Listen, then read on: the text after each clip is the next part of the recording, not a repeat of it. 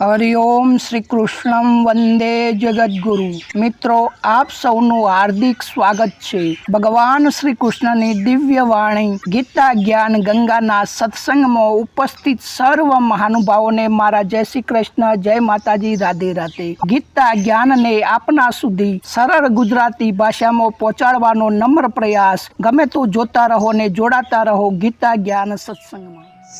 श्रीमद् भगवद गीता श्री कृष्ण अर्जुन संवाद नामे गीता ग्रंथनो 8मो अध्याय अक्षर ब्रह्मयोग श्लोक नंबर 3। श्री भगवान उवाच अक्षरं ब्रह्म परमं स्वभावोऽध्यात्ममुच्यते भूतभावोदभव करो विसर्ग कर्म संगीत।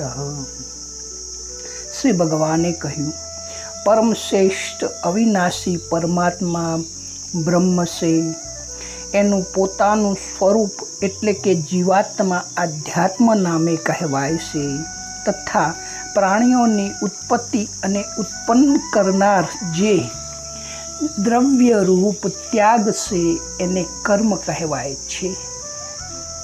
मित्रों, गीता ग्रंथना श्लोक ने विस्तार थी जोईए कि भगवान अर्जुन ने कहे छे कि आगला 2 श्लोक में अर्जुने जे भगवान ने 7 प्रश्नों पूछा हता कि ब्रह्म शू छे, आध्यात्म शू छे, कर्म शू छे, आदिभूत शू छे, आदिदेव शू छे अने आदि यज्ञ शू छे तथा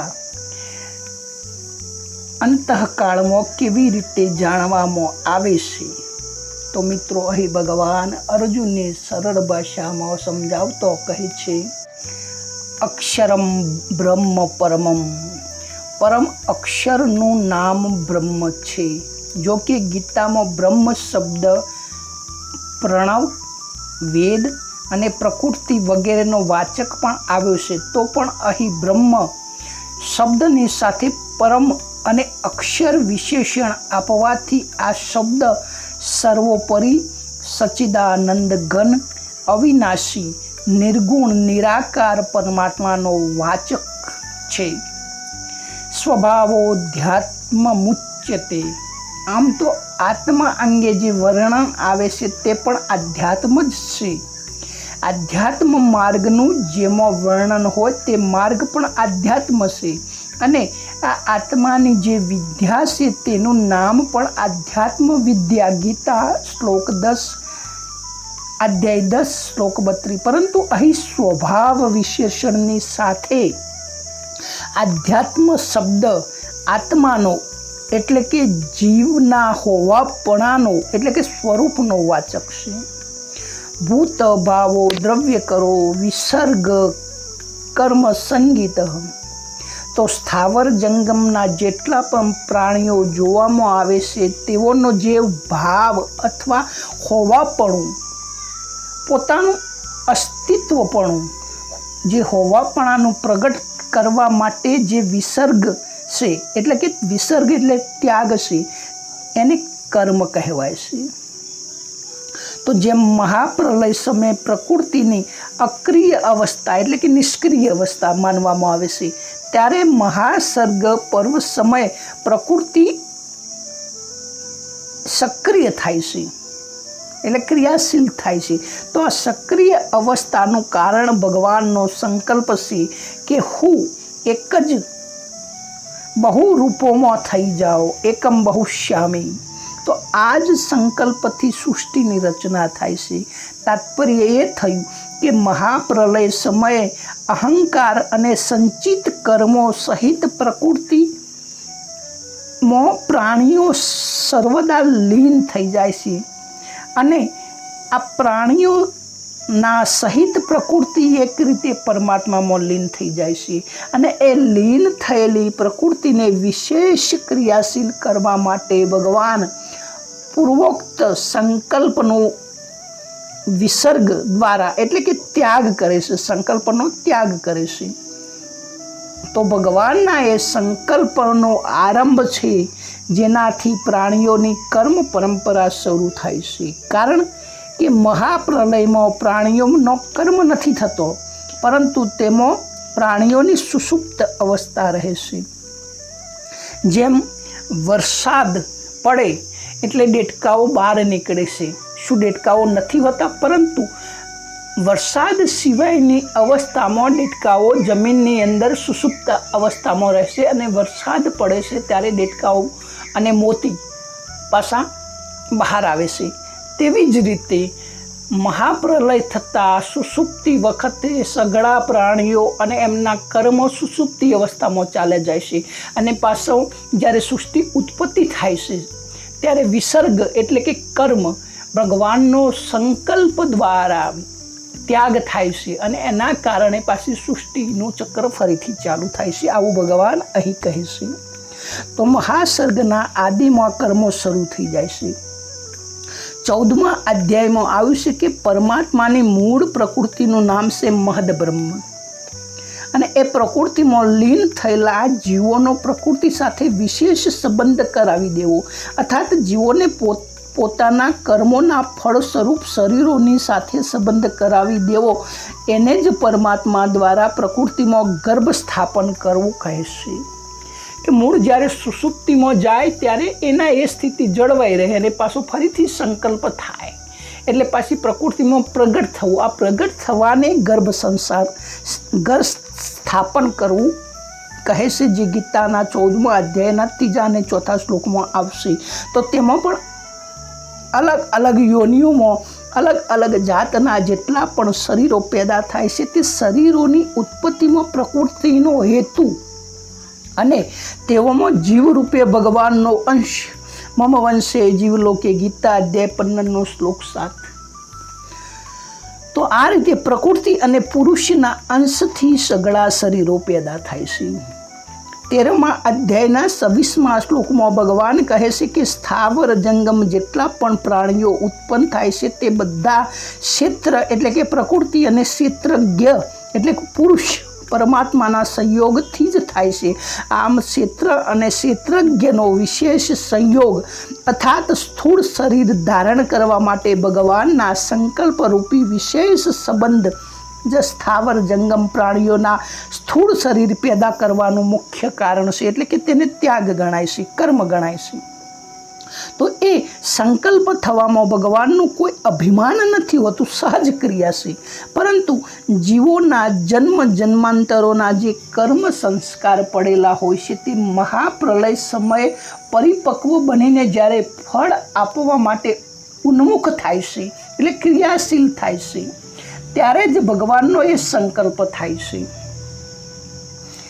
મિત્રો, જેવી રીતે કર્મ કરતો કરતો થાક લાગે, આપણે કોઈ પણ કામ કરતો કરતો થાક લાગે તો કર્તૃત્વ અભિમાન, કર્મ ફળાશક્તિ અને સંચિત કર્મો જેમ જ છે તેમ રહેવા છતાંય પણ પ્રાણી નિંદ્રામાં ચાલુ જાય છે, નિંદ્રા આવી જાય છે અને નિંદ્રામાં વિશ્રામ મળી થાક દૂર થતાં પાછું કર્મ કરવાને શરીર, ઇન્દ્રિયો, મન, બુદ્ધિને તાજગી મળે છે, સામર્થ્ય આવે છે. તેવી જ રીતે પ્રાણીઓમાં કર્તૃત્વ અભિમાન, કર્મફળ સહિત અને સંચિત કર્મો સહિત પ્રલયકાળમાં સૂક્ષ્મ પ્રવૃત્તિમાં અને મહાપ્રલયમાં કારણ પ્રવૃત્તિમાં બધા જ પ્રાણીઓ અને તેના કર્મો લીન થઈ જાય છે અને તે લીન થયેલા પ્રાણીઓના સંચિત કર્મો વિશ્રામ મેળવી એટલે થાક ઉતારી પરિપક્વ થાય, ફળ આપવા માટે તૈયાર થાય ત્યારે પ્રારબ્ધ રૂપ બનીને ફળ આપવા માટે ઉન્મુખ બને છે. ત્યારે જ ભગવાનનો ફરીથી સંકલ્પ થાય છે અને ફરીથી સૃષ્ટિ ઉત્પન્ન થાય છે.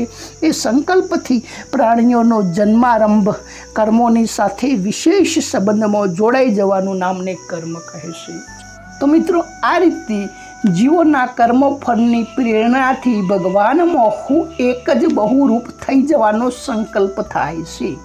તો આ પ્રાણીઓમાં બ્રાહ્મણ, ક્ષત્રિય, વૈષ્ણવ અને શુદ્ધ ચતુર્વિધ ભજતામાં આ ચારેય વર્ણોમાં જે કર્માધિકારી મનુષ્ય સમુદાય છે તેના દ્વારા વિહિત ને નિષિદ્ધ જેટલી પણ ક્રિયાઓ થાય છે તે બધી જ ક્રિયાઓનું નામ કર્મ છે. એટલે કે શાસ્ત્ર સંમત જે પણ કાર્ય તમે કરો છો જેનાથી તમારી ઉન્નતિ થાય, પણ ઉન્નતિની સાથે સાથે તમારું જન્મ મરણનું ચક્ર ચાલુ રહે તેનું નામ કર્મ છે.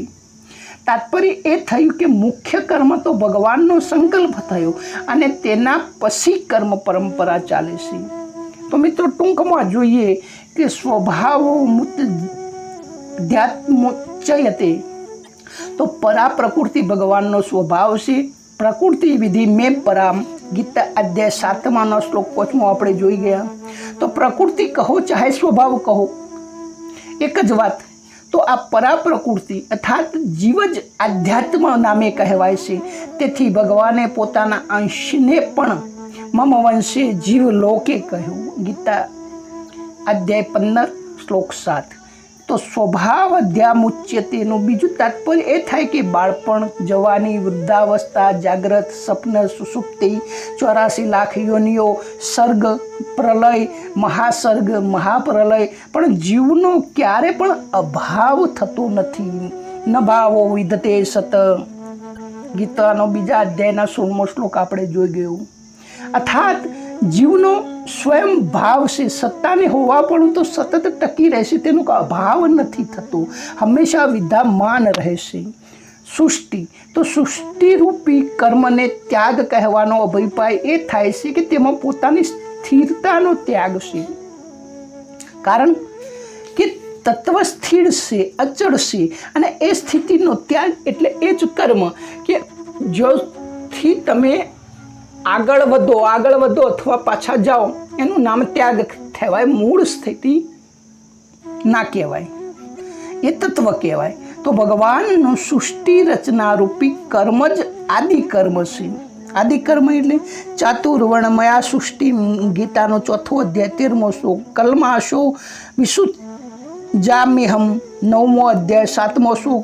વિસુ જાનામી પુનઃ પુનઃ 9મો અધ્યાય 8મો શ્લોક ને અહમ બીજ પ્રદ પિતા 14મો અધ્યાય 4મો શ્લોક. આ ભગવાન કહે છે કે સૃષ્ટિની રચના રૂપી કર્મનો ત્યાગ કહેવાનો વિશેષ અભિપ્રાય એ છે કે જેમાં પોતાની સ્થિરતાનો ત્યાગ અને તત્વ અચળ.